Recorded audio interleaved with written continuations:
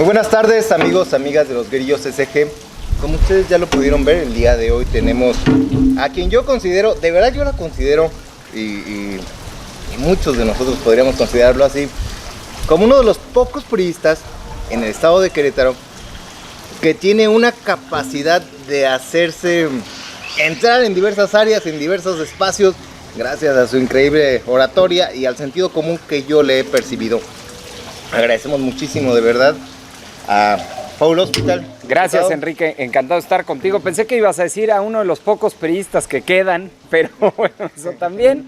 Pero con mucho gusto estar aquí contigo. Además, quiero decirles a todos los que nos ven que soy fan de tu programa, lo he visto. En particular vi la última entrevista que le hiciste a la compañera, mi vecina de oficina, Selene, que es la diputada aquí de toda la zona serrana. Pero desde hace mucho tiempo lo sigo y me parece un medio pues bastante interesante, bastante grillo, entonces por eso me identifico con ustedes, por grillo.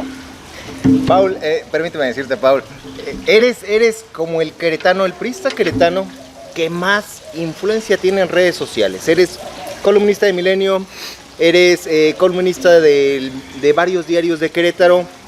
Estás invitado muy comúnmente a debatir en programas de índole nacional. Sinceramente, eres de los pocos priistas que tiene la capacidad, si así está bien dicho, de defender a tu partido a nivel nacional. Esto nos hace pensar o nos hace creer que eres de los priistas queretanos, yo creo que con más poder. No, fíjate que yo creo que es un tema generacional.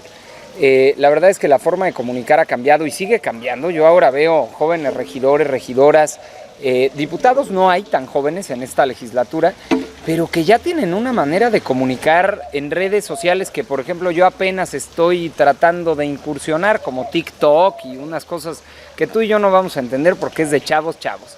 Y me parece que más bien es un asunto generacional. Hay formas de trabajar distintas. Me parece que el PRI, sobre todo, en particular, siempre estuvo como a la vieja usanza, ¿no? Siempre, digamos, muy formal, muy institucional la comunicación, todo este tema de las redes sociales, los medios de comunicación digital. Apenas va incursionando el partido como maquinaria, llamémosle así, en esto. Entonces, me parece que más bien es un cambio generacional. Hoy en el PRI, por ejemplo, en la presidencia, pues ya tenemos otra joven, ¿no? Abigail Arredondo, se va renovando poco a poco en términos generacionales y me parece que por eso se va renovando también la comunicación. Ahora, hay algo de cierto en lo que dices. Yo tengo un problema en la vida que nunca me quedo callado. A veces en política, por eso digo que es un problema, hay que opinar sobre algunos temas, hay que meterse, hay que debatir y sobre otros no. Mi problema es que no me quedo callado y normalmente digo lo que pienso. Y a veces lo que pienso no empata con lo que piensa a lo mejor la mayoría de mi partido, o lo que pienso no empata con lo que piensa o la forma de ver las cosas del gobierno, ¿no? O de quienes son mayoría hoy en el Congreso. Entonces me parece que tal vez por eso es que a veces alguna declaración o alguna acción que yo pueda hacer en el Congreso pueda llamar un poco más la atención, ¿no? Que es siempre decir lo que pienso, y a veces, imagínate, Enrique, si todos dijeran lo que piensan todo el tiempo, sería como vivir en Twitter, ¿no? Paul, este tema ahorita que mencionas de que no te quedas callado, quienes pudimos ver, porque está en redes sociales, es un asunto perdón que me sirvieran el café aquí en vivo y todo, pero bueno, es parte de tomarse un café aquí de grillos. Una de las cosas que los que pudimos ver ese video, me parece fantástico, fue por el asunto de lo que sucedió en el Corregidora. Como diputado local, fuiste una de las personas que fue sumamente consistente en demostrar que algo mal había pasado en el asunto del Corregidora. Y dijiste. Todo mal, todo. Lo dijiste al secretario de Seguridad Ciudadana. Pero no solo se lo dijiste a él, se lo dijiste también al de Protección Civil, que me parece que no sé si siga siendo el mismo. No, ya ambos, exsecretario y ex titular de Protección Civil. Ok, has señalado ese asunto. Señalaste recientemente el asunto de que en Querétaro hay demasiadas marchas, algo que tú mencionabas o se lo decías a un medio de comunicación, que creías que algo no estaba bien. Invitabas al gobierno a que realizara foros ciudadanos y decías prácticamente que le faltaban manos a A la secretaria de Gobierno. De Gobierno, exactamente. ¿Qué es lo que sucede desde tu perspectiva como legislador en el estado de Querétaro? ¿Qué está mal? Mira, recapitulando nada más estos episodios, primero lo del Corregidora, que fue un tema mundial, o sea, rebasó a Querétaro, rebasó a México, la verdad es que fue un tema sonado a nivel mundial por la cuestión deportiva y por además las imágenes que vimos, ¿no? Tan crudas de una realidad, de una violencia que superó todo. Y aquí la narrativa que se estaba manejando, digamos, oficial de parte del gobierno era que todo era culpa del particular, del privado, del Fútbol Club Los Gallos, de la empresa de seguridad privada. Y entonces yo decía, bueno, entonces estamos entregando la seguridad de un inmueble del Estado a los privados, ¿no? Entonces de todo tienen la culpa ellos y métanlos a la cárcel y suspendan el Corregidora durante un año. Y entonces mi pregunta primaria, desde el día que sucedieron los hechos, es ¿dónde está la responsabilidad del mea culpa de la autoridad? ¿Dónde estaba la policía estatal? ¿Dónde está el secretario de seguridad? ¿Dónde está el titular de protección civil? ¿En qué fallaron ellos, no? Y entonces estuvimos pidiendo que fueran a comparecer al Congreso. Comparecer es mandar llamar a cuentas a algún funcionaria del Poder Ejecutivo, ¿no? En esto de los supuestos pesos y contrapesos entre poderes, tú lo mandas llamar para exigirle cuentas sobre algo en particular, como era esto. Entonces estuvimos exigiendo eso de manera extrañísima, digo, seguramente aquí lo comentaron, pero naturalmente el PAN dijo no, o sea, no puede haber una comparecencia. Nos dijeron espérense a que sea el informe del gobernador para que entonces ya en la glosa del informe, que se le llama, que es cuando van todos los secretarios, secretarias, ahí ya les hagan cuestionamientos. Y entonces yo decía, oye maestro, pues es marzo. Y el informe, ¿cuándo va a ser? En octubre, ¿no? Que cumpla un año. O sea, necesitamos respuestas ahorita. Pues para eso está el Poder Legislativo. Dijeron que no, pero casualmente, después de que el gobernador opinara que sí, que era conveniente que los secretarios, bueno, el secretario y el de Protección Civil fueran al Congreso, pues ya el PAN mágicamente cambió de opinión y entonces los mandamos llamar, ¿no? Pero como dice la máxima de un panista también, Calderón, haya sido como haya sido, fueron a comparecer. Y en la comparecencia, ahí sí ya fue el enojo de varias y varios compañeros, se les permitió 20 minutos, 10 minutos de una exposición de los hechos, qué había pasado en el Corregidora por parte de la autoridad, qué había pasado con la policía estatal, con la policía municipal, con Protección Civil. Y resulta que toda la presentación fue que todo era perfecto, que todo se había hecho conforme a la normatividad, que todo estuvo bien, que todo, o sea, y entonces uno sentado ahí dice, ¿y entonces por qué sucedió lo que sucedió?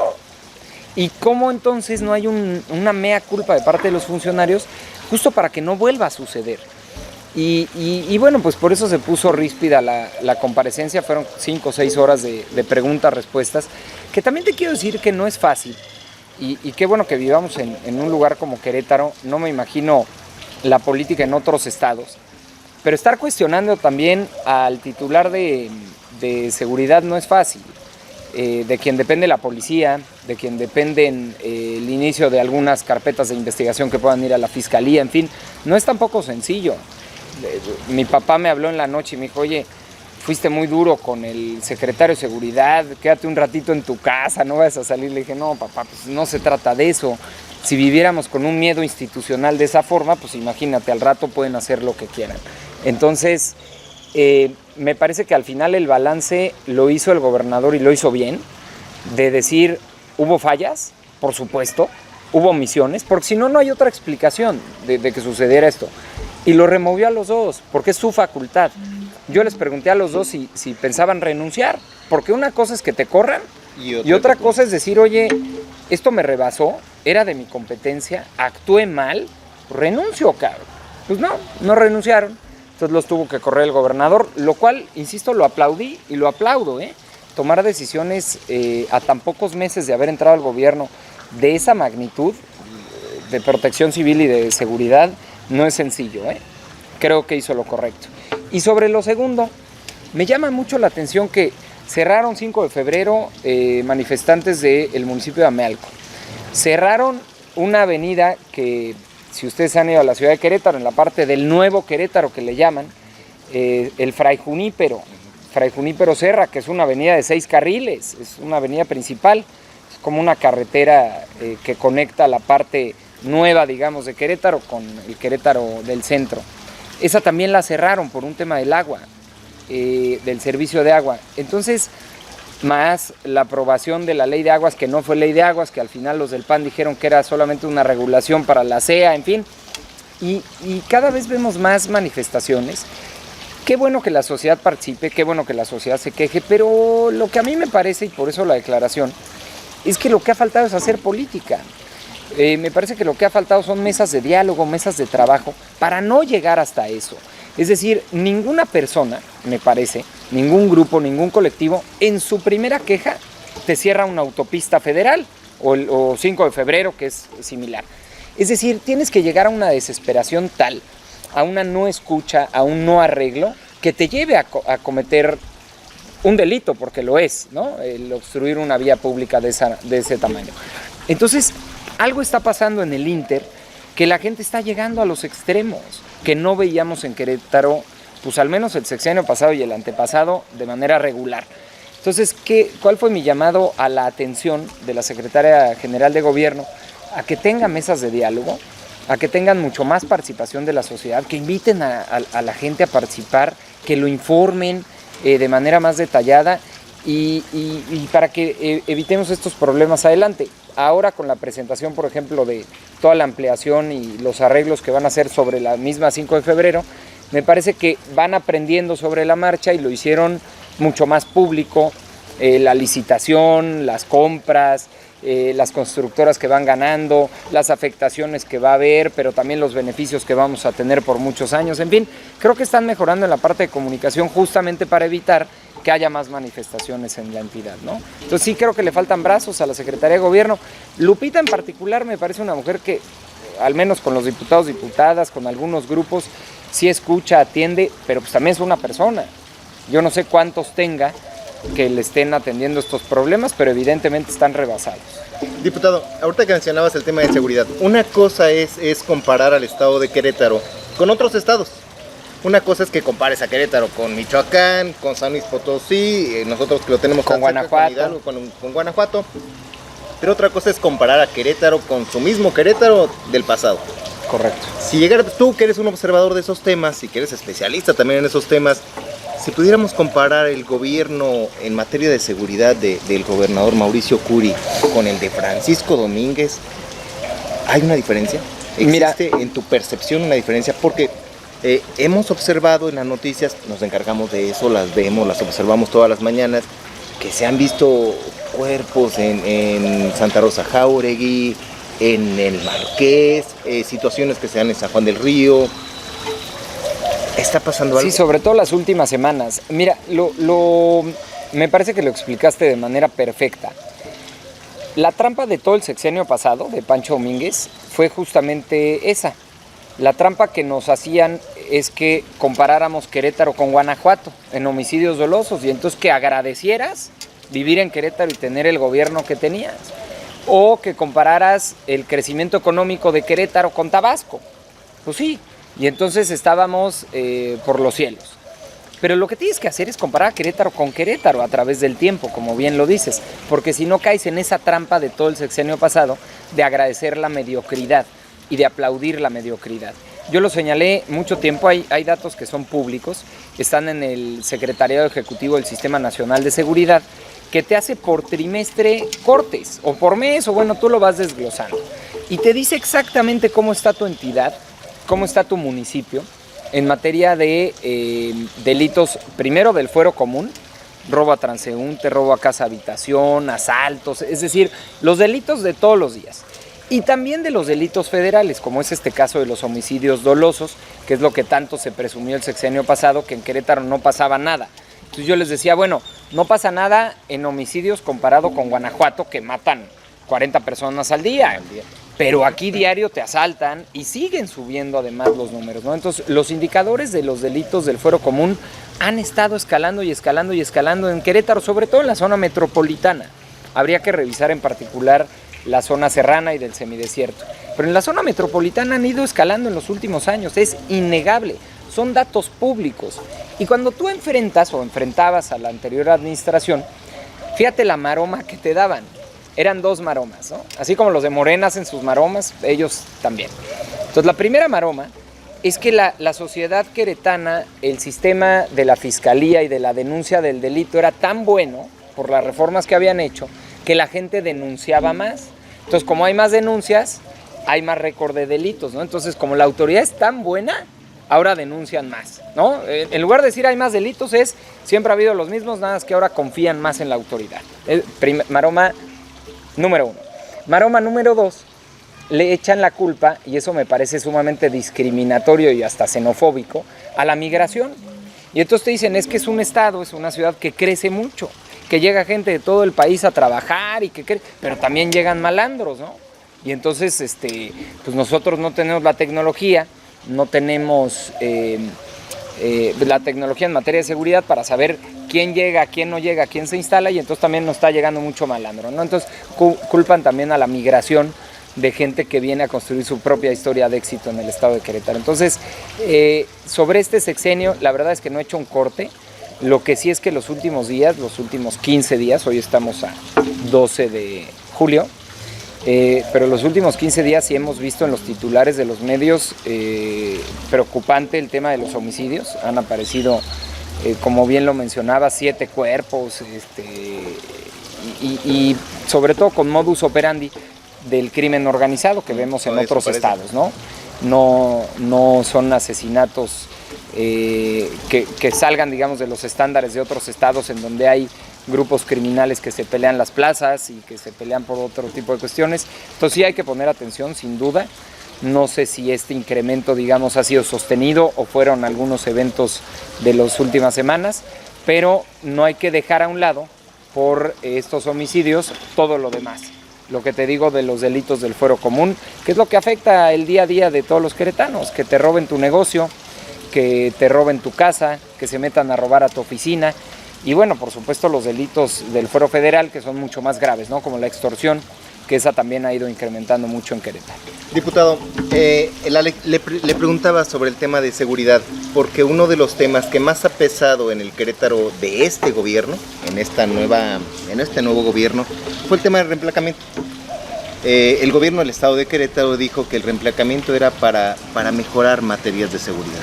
Eso fue lo que se nos dijo. Usted fue uno de los pocos diputados de su partido que, pues sí, agarró y cuestionó esta circunstancia.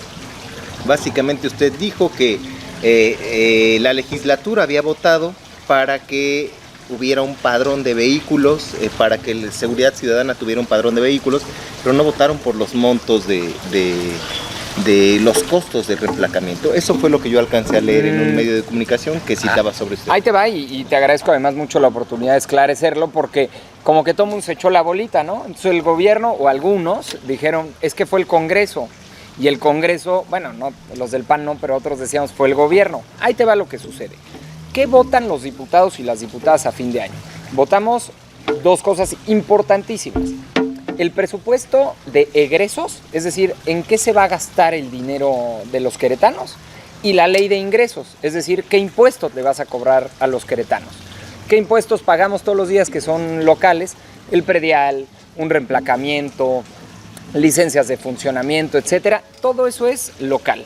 El IVA y demás, eso es federal, ¿no? Entonces, ¿qué votan las diputadas y los diputados? ¿Qué impuestos se van a cobrar? ¿Cuánto se va a cobrar por esos impuestos? Y luego, ¿en qué se va a gastar ese dinero? En el tema de cuánto se va a cobrar, sí se votó, y ahí está, además es público, cuánto iban a costar las placas, ¿ok? ¿Cuál es el pequeño pero inmenso detalle aquí? Que nadie había hablado de un reemplacamiento. Entonces, ¿cuánto te van a costar unas placas nuevas? ¿A quién impacta? A quien compra un vehículo el día de mañana. A quien por algún accidente, alguna cosa extraña, sus placas son inservibles y tiene que comprar unas placas. Digo, yo no sé cuánta gente tiene que comprar unas placas en la vida útil de su coche. O que las pierda. Muy poco, o que las pierdas, ¿no? ¿Quién pierde sus placas? Que te las tienen que robar. Entonces, ese monto se aprobó para esos casos. Después de que se aprueba el monto, viene entonces, ahí sí, el reemplacamiento. El reemplacamiento obligatorio es un decreto del Poder Ejecutivo, no del Legislativo, es decir, del gobernador. Es un decreto que se firma por el Poder Ejecutivo donde obliga a todo el parque vehicular a cambiar las placas y a decir que a partir, me parece que era de abril, las placas que están en circulación dejan de funcionar y todos tienen obligatoriamente que renovar sus placas. Entonces, la obligatoriedad de renovar las placas es una cosa, lo que te va a costar cada placa es otra cosa. Te voy a ser franco, si a mí me hubieran dicho, Paul, va a haber un reemplacamiento total del 100% del parque vehicular, por supuesto que no le pones ese precio a las placas. O sea, son 3,000 y cacho de pesos por 2 láminas. Yo entiendo que trae elementos de seguridad y un código QR y la tía Fausta y todo, pero de haber sabido que venía un reemplacamiento masivo o obligatorio total, pues naturalmente las placas las pones mucho más baratas. ¿Los chamaquearon? Sí. Por así decirlo. Sí, por supuesto que sí. Y es parte de mi gran queja en el Congreso del Estado. Te vuelves una oficina de trámite de los deseos del Poder Ejecutivo. Entonces ese equilibrio de poderes supuesto que nos enseñaron desde primaria no existe. No hay una separación de poderes, hay una subordinación absoluta del poder legislativo al poder ejecutivo. Eso es un espacio donde se legaliza y se legitima una decisión tomada por otro poder. Eso se ha convertido, entonces es muy grave, yo soy politólogo, entonces de lo que te hablo es muy grave. No sucede solo en Querétaro, con el PAN. Sucede en Coahuila con el PRI o sucede con Morena en Tabasco o a nivel nacional, pero es el gran problema que tenemos de los congresos en los estados y el Congreso de la Unión. Por algo, no por nada, es una de las instituciones, y no es que la institución más desprestigiada de este país. Creo que nos gana solamente la Policía de Tránsito del DF. O sea, es más odiada, pero ahí vamos, los vamos a alcanzar. Entonces, en medida que seguimos haciendo este tipo de cosas, pues la sociedad sigue rechazando a las diputadas y a los diputados. Es normal. Entonces, mi llamado a la atención de mis compañeras y compañeros es que no hagamos eso. Les llamé y se enojaron, pero que esta iba a ser la legislatura de los madruguetes, de las triquiñuelas, de las trampas, ya no sé qué palabra usé. En mi desesperación de decirles, nos estamos equivocando en colectivo. Porque esto no nada más afecta a Paul, afecta a todos, afecta a la imagen del Congreso. Somos una sola institución. Oye, unos le van al azul, otros al rojo, otros al guinda, otros al verde. Se me olvidaba, pero ahí están. Puta, pero todos juntos somos el Congreso, cabrón. Entonces, si no hacemos algo para mejorar la imagen, vamos a seguir para atrás, para atrás, para atrás. Y eso lo cargas toda la vida, ¿no? Con eso sales a la calle. Puta, salgo a cortarme el cabello y, oye, ¿a qué te dedicas? No, pues trabajo en el Congreso. Ah, qué padre, ¿qué haces? No, pues de todo un poco. O sea, no puede ser. Debería ser un orgullo. Diputado, una de las preguntas que nadie nos ha podido contestar desde que las hemos hecho y la hemos hecho a diversos funcionarios, una de esas, la diputada local por el distrito que nos compete, 15º, Selene Salazar. Que es su tierra aquí, Jalpan. Exactamente. ¿Qué va a suceder? Ojalá usted tuviera algo de conocimiento sobre el tema. ¿Qué va a suceder con el tema de los vehículos chocolate? Me refiero a los vehículos traídos del extranjero. Como un dato que no puedo precisar la fuente, pero es bien sabido que el grueso de los vehículos procedentes de Estados Unidos con placas de allá, con permisos provisionales de allá, que se quedan aquí en la zona, el grueso de estos vehículos en el estado de Querétaro se encuentran del semidesierto para en la Sierra Gorda Queretana, por nuestra calidad de migrantes. Y en Amealco. Y en Amealco también pudiera ser. Entonces tenemos esa duda y la gente tiene esa duda. ¿Qué va a suceder cuando en un mes más, porque en un mes más empieza el asunto, qué va a suceder cuando se haga el cambio obligatorio de las placas de todos los queretanos? ¿Qué va a pasar con estos vehículos? Es que son cuestiones jurídicas distintas. El decreto del gobierno del estado dice, las placas queretanas, o sea, es por ejemplo, yo tenía un coche con placas del Estado de México, ¿no? Y me criticaron en medios y que les dije, bueno, güey, pues a mí me costaron 400 pesos, a ustedes 3,000. Entonces, síganse burlando. Ya las cambié, ya tengo de Querétaro. Ya. Pero bueno, pero son distintas. Es decir, si yo trajera mi coche con placas del Estado de México, pues yo puedo circular aquí en abril, en mayo, en junio, cuando yo quiera. ¿Por qué? Porque tengo la regulación de otro lugar.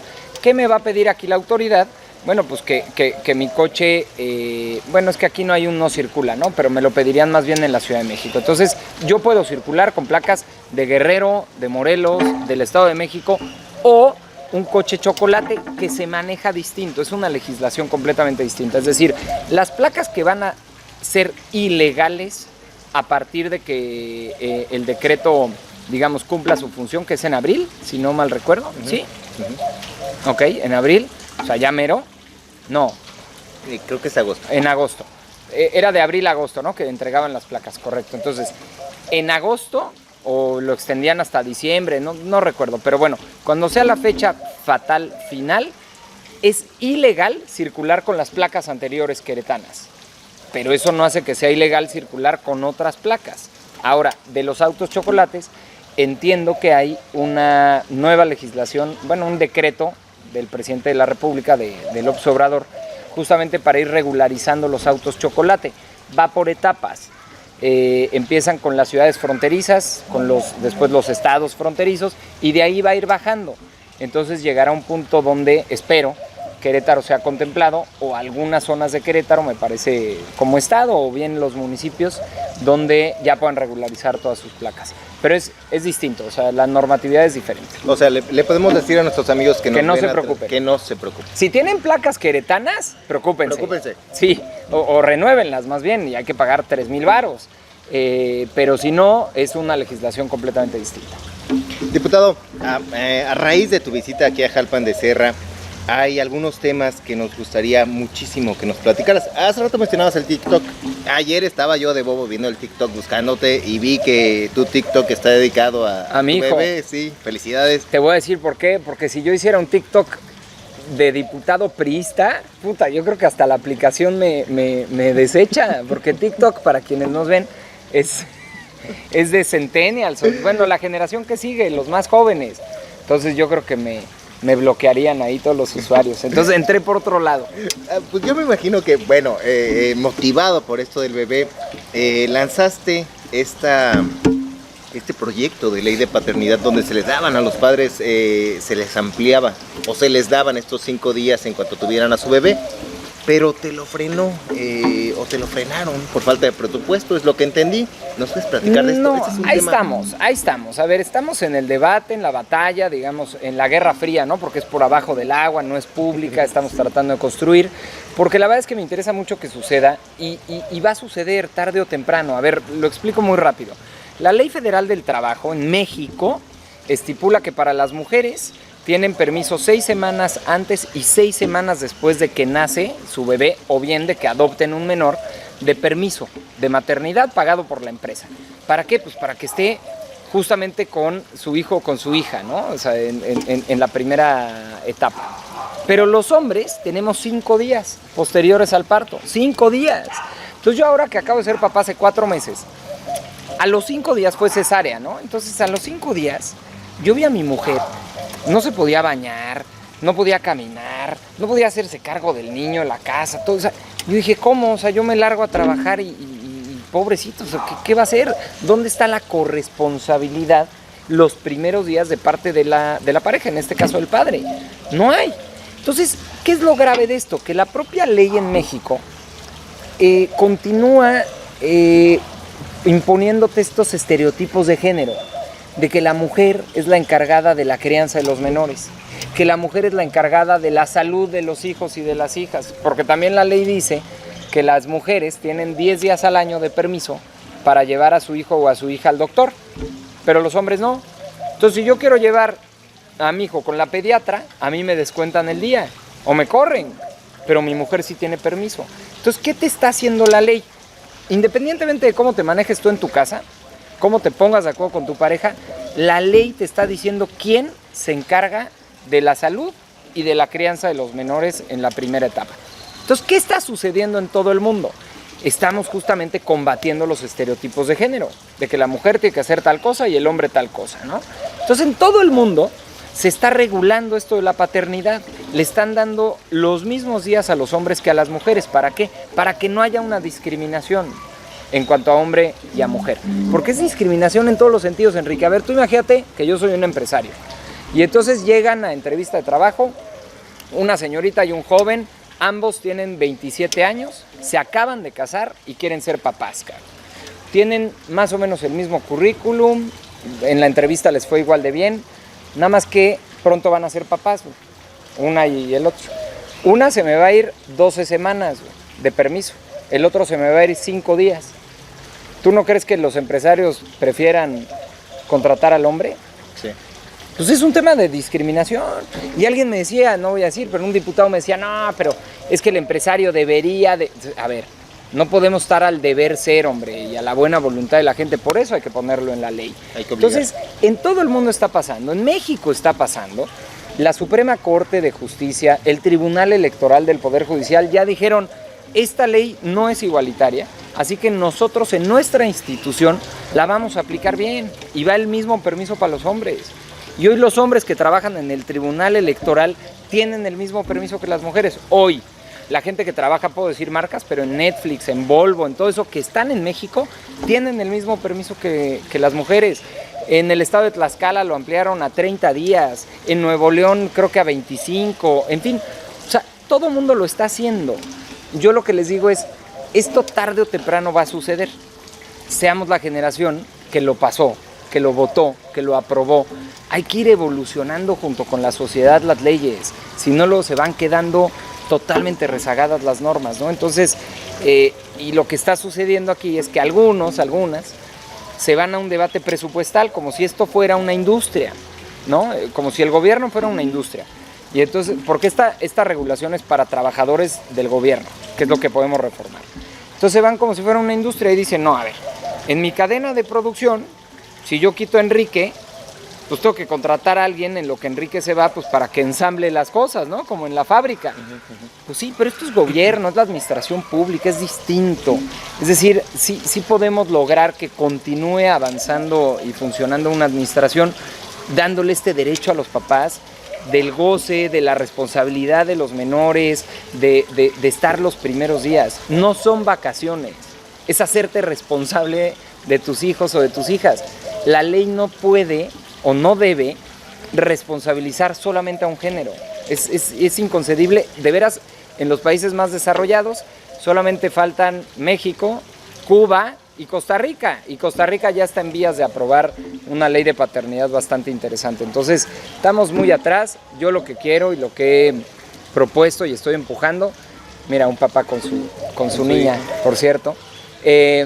Yo lo que estoy proponiendo es que en Querétaro lo hagamos, que seamos punta de lanza, que hagamos una ley de paternidad que sea ejemplo a nivel nacional. ¿Por qué no ser un ejemplo a nivel nacional en temas de derechos y de igualdad de género? Paul, ahora que mencionabas este asunto, a mí la verdad se me hace muy interesante, pero ¿crees que se logre? ¿Crees que se consiga? ¿O simplemente porque lo trae Paul Hospital? Pues ojalá que no, a mí me daría mucha tristeza que lo bloquearan 3 años porque yo lo propuse. Porque, insisto, es algo que el mundo está evolucionando, es un debate de género, es algo que en la agenda de la ONU Mujeres está, que lo están empujando en los países, y entonces yo no puedo creer cómo aquí no nos hemos atrevido a dar el paso, ¿no?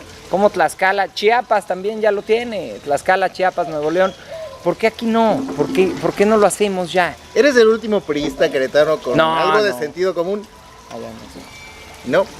No, es que me están apurando allá. Por eso. No, Eres el último. Pero sí es de sentido común esto. No es de sentido común, es de evolución cultural. Te voy a volver a hacer la pregunta. ¿Por qué no soy el último priista queretano, mira, hasta Sudeca. ¿No crees que hace calor aquí en Jalpa? Yo sé que el diputado trae prisa, pero necesito hacerle estas últimas preguntas. Se acaba. Más bien voy a contestar más rápido porque yo soy el que se tarda.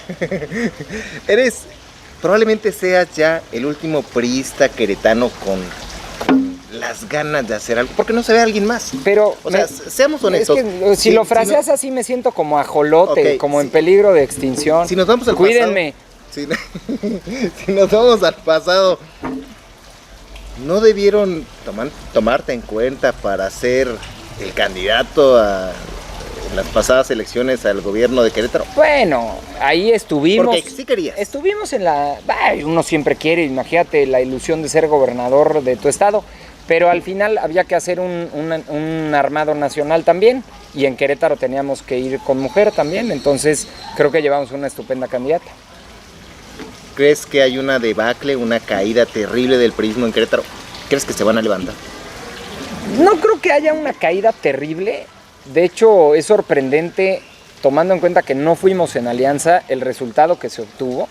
¿Y por qué te digo sorprendente? Porque los demás estados que no fuimos en alianza no llegaron al 4% de votación. Y lo acabamos de ver ahorita también. Entonces, que haya un 16% de queretanas y queretanos, aún sin ir en alianza, aún con la polarización que había entre PAN y Morena, que era, digamos, entre dos la elección, híjole, pues me parece que hay bastante perismo por ahí, ¿eh? ¿Vas a seguir siendo priista? Porque hay personas que señalan rumores. Ya sé, vi el otro día una columna muy rara, que si guinda o que si naranja o que si hasta verde, hazme el favor, pero no, yo soy priista, orgullosamente priista, hasta que la muerte nos separe. A favor de... Así dijo Bartlett una vez, está grabado. ¿Fue Bartlett? Sí, Bartlett. A favor de la alianza, de trabajar junto al PAN para el futuro enfrentar a Morena. Yo creo que en el 24 no tenemos de otra. Si no vamos en alianza estamos fritos a nivel nacional. Hoy los números son muy claros, si no va PRI, PAN, PRD, no hay forma de competir la Morena en el 24. No hay forma. Querétaro es otra cosa. Querétaro y cada estado se cuece aparte, aunque yo no soy fan, te lo tengo que decir porque lo acabamos de vivir, de las alianzas parciales. O sea, que haya a nivel nacional, pero que no haya aquí, me parece que es confundir a la raza, hombre, y no da buenos resultados. ¿Cómo ves el priismo de la Sierra Gorda? Última pregunta. Bien, la verdad es que nos quedamos cerquita en algunos municipios, en otros un poquito más lejos, pero siempre ha habido mucho priismo en la Sierra. La Sierra ha sido muy noble, muy generosa con el PRI, hemos ganado, hemos perdido, hemos recuperado municipios que ya habíamos perdido, ahora nos quedamos cerquita en algunos, pero veo muchas ganas, mucho ánimo de participar. Ya hay precandidatos, precandidatas que no te puedo mencionar aquí, pero tú te lo sabes, y eso te habla de un buen ánimo de participación del partido, ¿no? Que tienen ganas de participar y de ganar. Ok, correcto. Te agradecemos muchísimo, de verdad. El agradecido soy yo. Muchísimo a Pablo Hospital, diputado priista del estado de Querétaro y un excelente orador y aparte un excelente comunicólogo también. Agradecemos de verdad, te agradecemos mucho. Encantado de la vida, muchas gracias. Gracias a ustedes.